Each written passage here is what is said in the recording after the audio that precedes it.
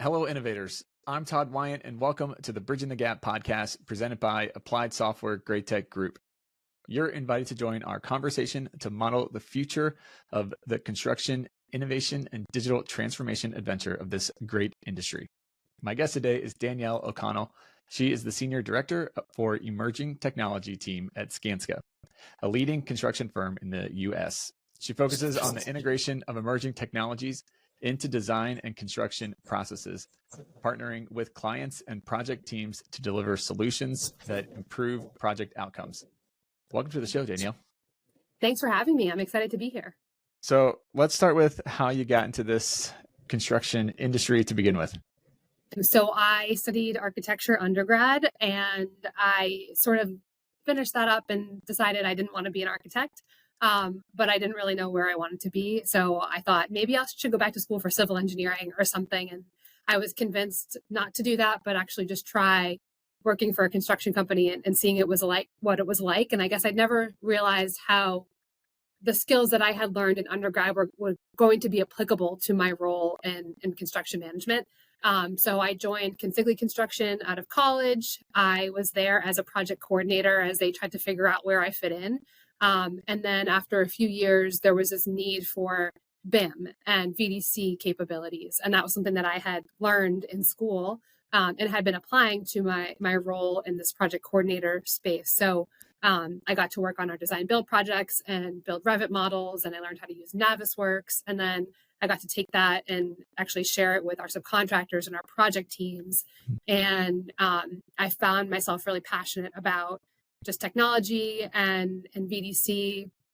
And that's how I ended up in the industry. And I've pretty much been here ever since with a couple, stop gaps on the owner side and on the software side. Yeah, very nice. How do you think your education experience as an architect helped to equip you for your role in construction? Yeah, in some ways, as I said, it almost prepared me for what I didn't want to do. I really, really appreciate the built environment. And, part of my undergrad studies were around just learning about that. And I remember taking a class on like tectonics and things that were just fascinating to me that I had never thought about. Mm-hmm. And so I think that prepared me as well as like I said, the software and learning Revit and AutoCAD early on. I spent a lot of my early career just editing drawings in AutoCAD or making 3D logistics plans. And so I had that skill set. And then I think just the design eye too. I remember early on when I was looking for work to do or to learn about the business, they'd be like, go out to the job site and take a set of drawings and go do punch list. And because I was so detail oriented, I would do that. And, I might have aggravated some of the subs as I was going around and nitpicking their things, but I really enjoyed it. And it allowed me to immerse myself in the industry on our job sites and understand what was happening out there. So it was great. Nice. Very nice. So I want to spend the bulk of our time really diving into kind of picking your brain, honestly, on the innovation culture that Skanska has developed and created, because it's very renowned for that innovative culture. So what are some of the kind of key initiatives that you all have implemented to help build this culture in the construction industry? Yeah, it's funny because I reflect back on when I started here about 7 years ago, and we were called Innovative Construction Solutions. So small team like we are today, but it was almost like we were in charge of innovation for the whole company. Mm-hmm. And we've shifted that thinking and that culture and now realize that, wait a minute, innovation is a responsibility of the entire company. And there are so many innovators out there across our teams and our projects. So it has become, our responsibility instead now to connect those innovators and connect the dots and, connect the stories and the projects to one another so that we can innovate more. I think the problem with anyone in construction is that they never think what they're doing is innovative, whether it's means and methods or implementing a new technology on their project, or just thinking about something differently than maybe we have for the past 30 years. So it's being able to kind of like squeeze those stories out of people and be able to share them across our network has been really important. And I would say for us at US Building, where I sit, the way that we've done that is through building networks of like knowledge sharing communities. So we have a VDC network, we have a laser scanning network, we have a drone network as well that focuses on like everyone that's interested or leveraging drones in some way on their projects. And then we have another community, I guess, that we've built, and we have several, but the one that our team is managing is a tech community. And so what we're trying to do there is tell stories, real stories about what's happening when we apply innovative tools to our projects in the field. And whether that's, success or maybe sometimes it's unsuccessful and we have those failures, but we want to share those out with the team because, a lesson learned from a failure is always better than not talking about it at all. Yeah. And we get to share, what's happening around the industry as well. And, where we're participating in conferences. And we really just look to highlight all of our innovators across the business. Yeah.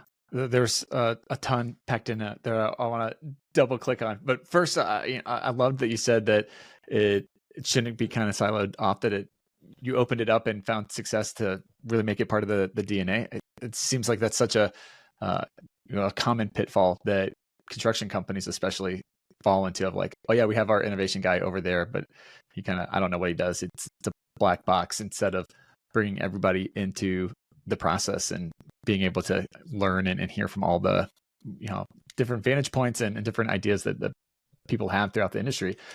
How do you encourage employees at any level to help contribute their innovative ideas? Yeah, so a lot of different ways. Communication is key, right? But we do realize, like you said, like our people are the innovators. Like they are the ones that are bringing the new ideas to the table.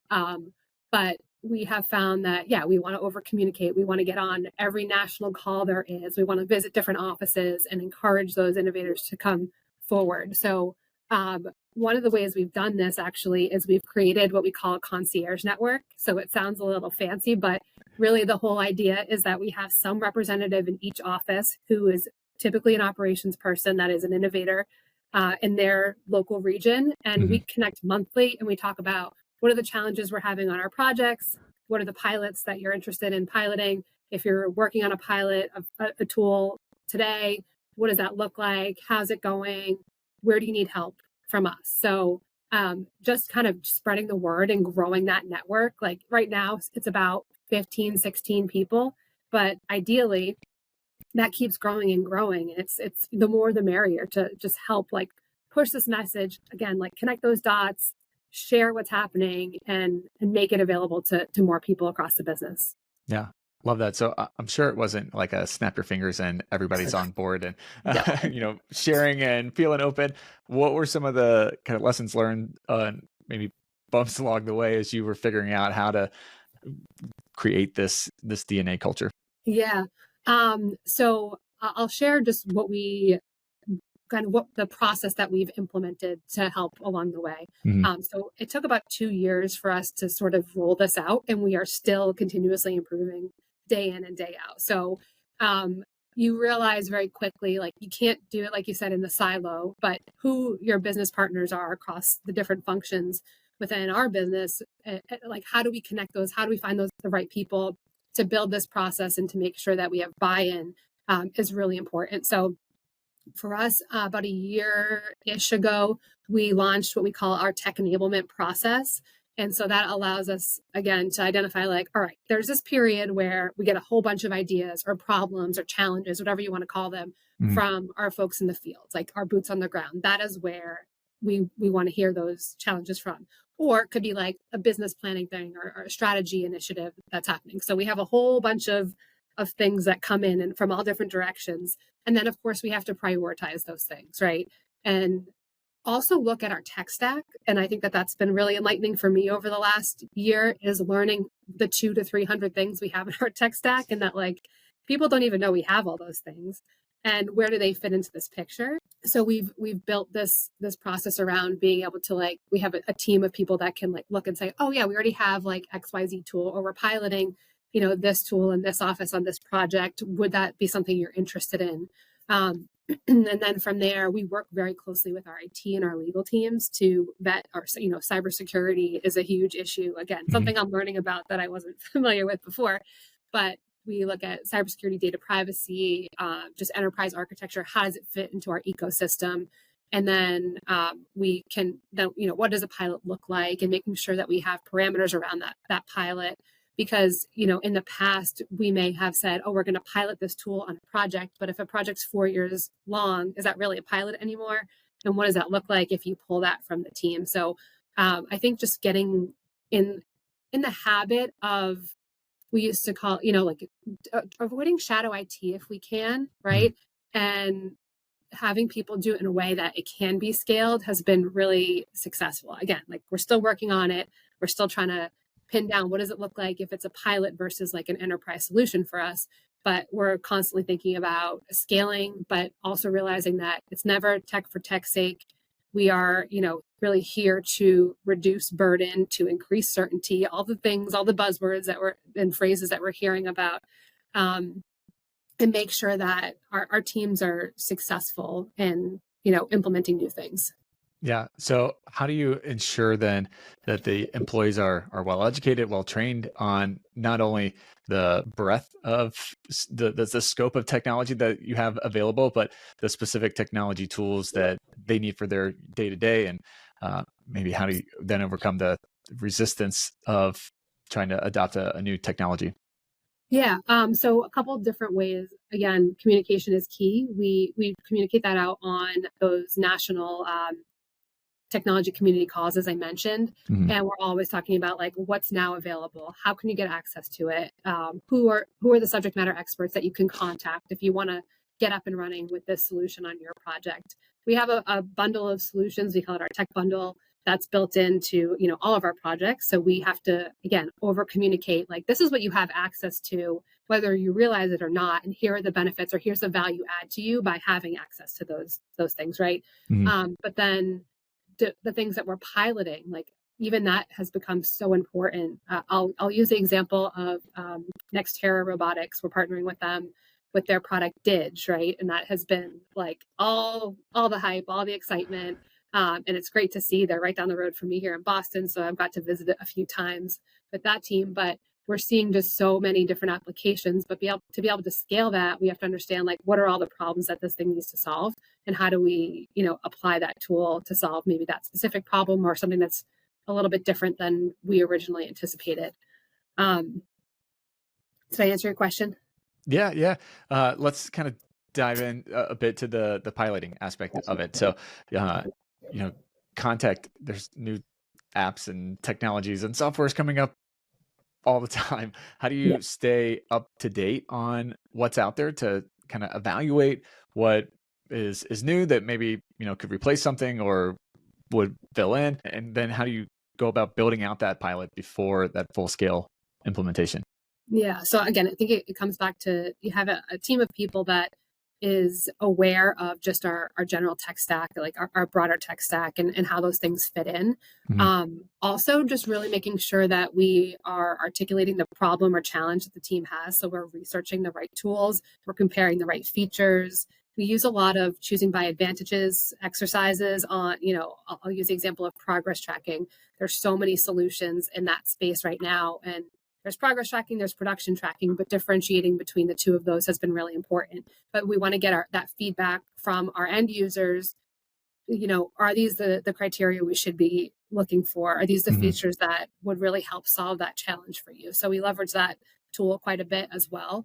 And then we always think about what is going to reduce burden on our team so that they're not feeling this app fatigue, because it's a real thing, right? So as I mentioned, like we've got 200 to 300 apps, and in recent conversations with one of our teams, they were like, oh, we're using 16 different applications on our project, right? Like some of them are owner mandated, some of them are just Skanska mandated.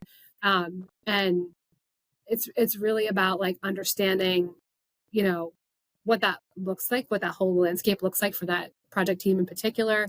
And then being able to prioritize based on the urgency and the impact that application is going to make on the job. We attend conferences, we read a lot of articles. We have our team of 6 that has national reach, and we're constantly just meeting with vendors, meeting with VCs, and trying to understand, what is out there and how it's impacting the industry, but always driving to like, what is the value add and how do we communicate that either to our teams, to our clients. We want to make sure that that's clear and we're not just talking about tech for tech's sake. Yeah. So I liked that you were talking about the end user and like what's actually going to help the end user, and then the figuring out how to prioritize that. How do you identify the leading indicators of what is going to help drive those better outcomes and kind of bring those up to the surface so you're able to really analyze the tech stack well for what's going to happen on the job site? Yeah. Of course there's data, right? Mhm. I think that that's a big way to do it now, but it's hard. I think one of the biggest things that we can do in terms of like leading indicators now is leverage more of the tools that we're using today, like computer vision, or sorry, site capture, but using computer vision to analyze that site capture. So we Mhm. can't necessarily predict the future, but can we start looking at patterns that we see in that data, whether it's photo or otherwise, that may be like there may be a safety issue that happens, and that could be just from analyzing that photo and understanding like, oh, it looks like that toe board might be loose, let's go fix that before there's an incident and a tool falls over, things like Yeah. that. So I see a lot of power in the data and the AI that we're collecting that will help use more of those leading indicators versus those lagging indicators and having it be an afterthought. Yeah.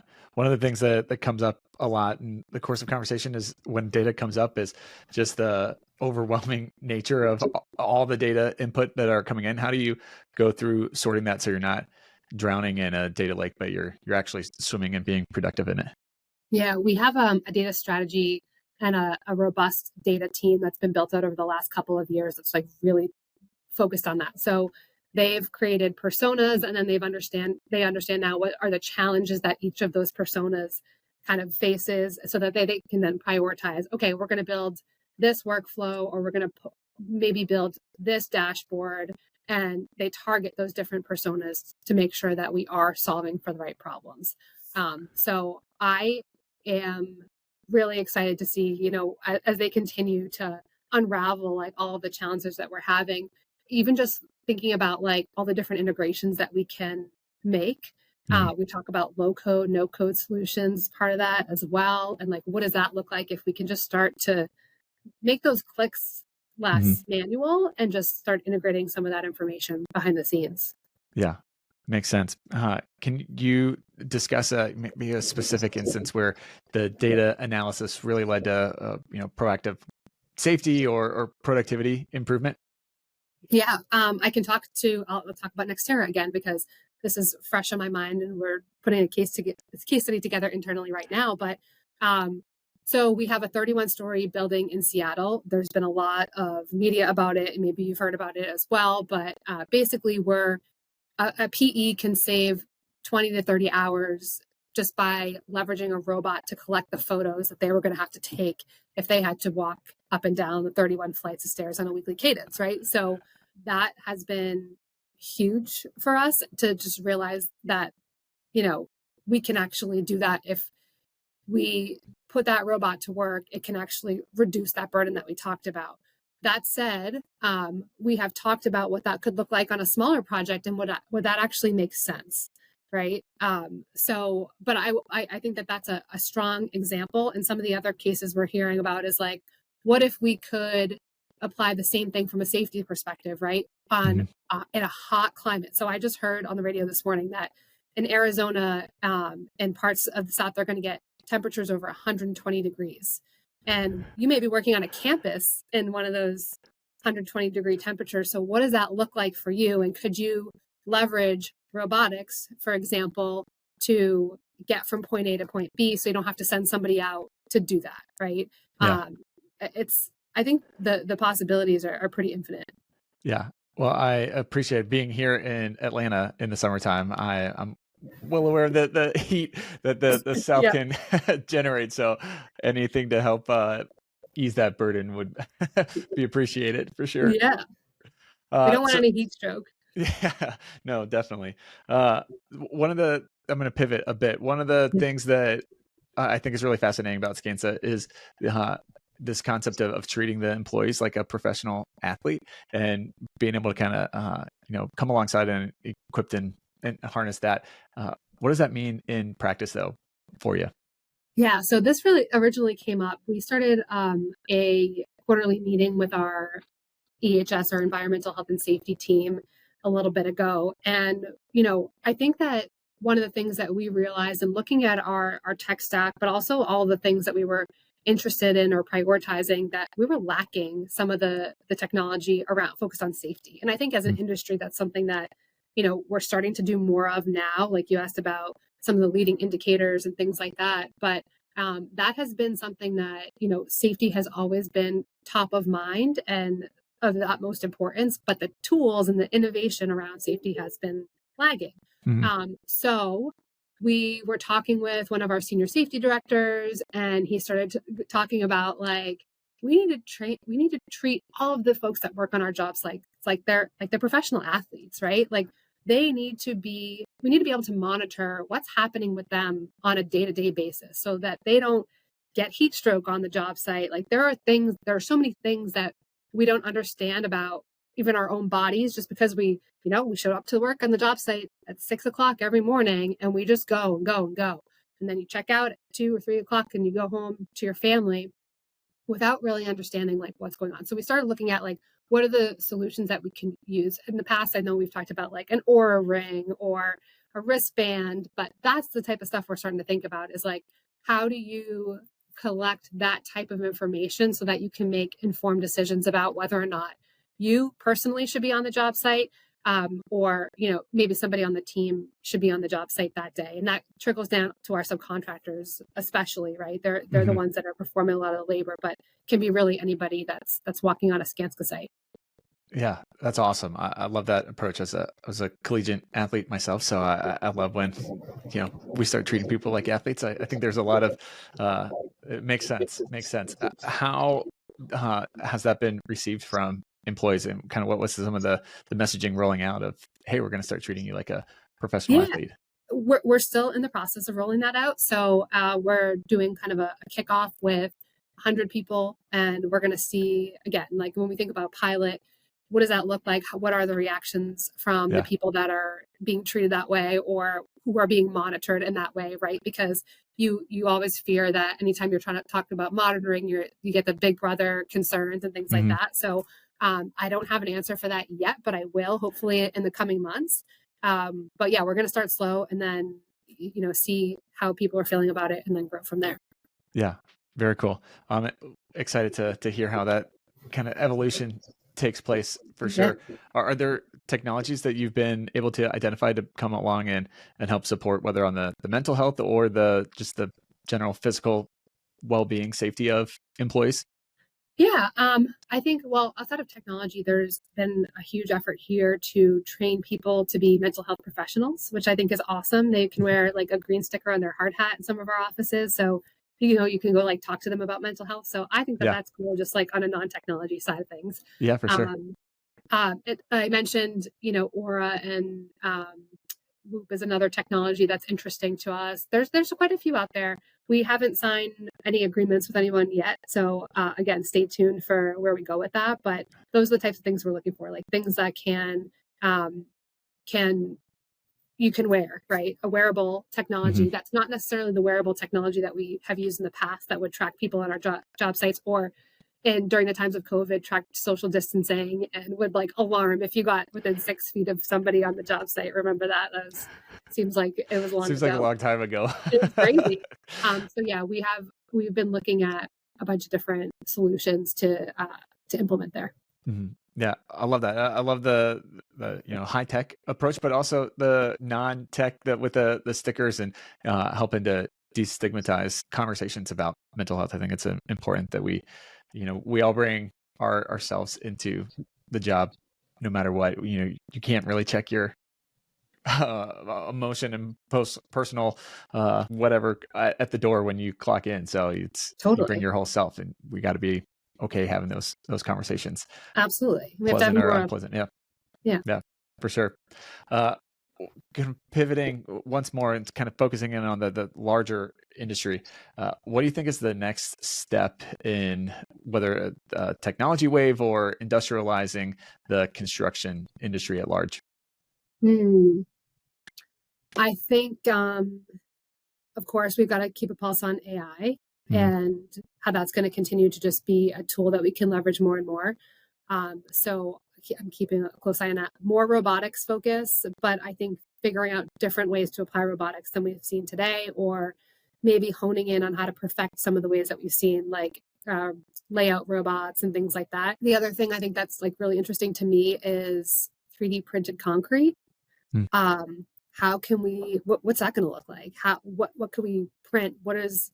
I was asking a vendor I was talking to recently, like, okay, well, how high can that thing print and how wide? And like, there are data centers that are being 3D printed. So that's fascinating to me. And I think that will probably change rapidly over the next 3 to 5 years, the capabilities of 3D printing. So I'm curious to see where that goes as well. Yeah, I think those are the things that are top of mind for me, for sure.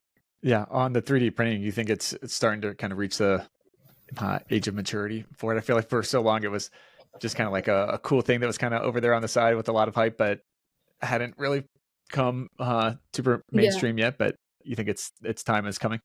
I think so. Yeah, I think in the next 3 to 5 years we'll start to see it, especially in the U.S. I think we've seen some of it in the Middle East to date, but I think as clients get a little bit more comfortable, or we have clients who are innovators, and like I said, like data centers could be an interesting application.